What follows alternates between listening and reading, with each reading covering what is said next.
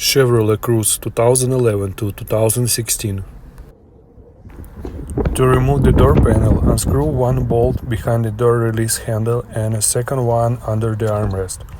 Using a plastic trim tool, pry the door panel to release the 7-8 clips holding it in place.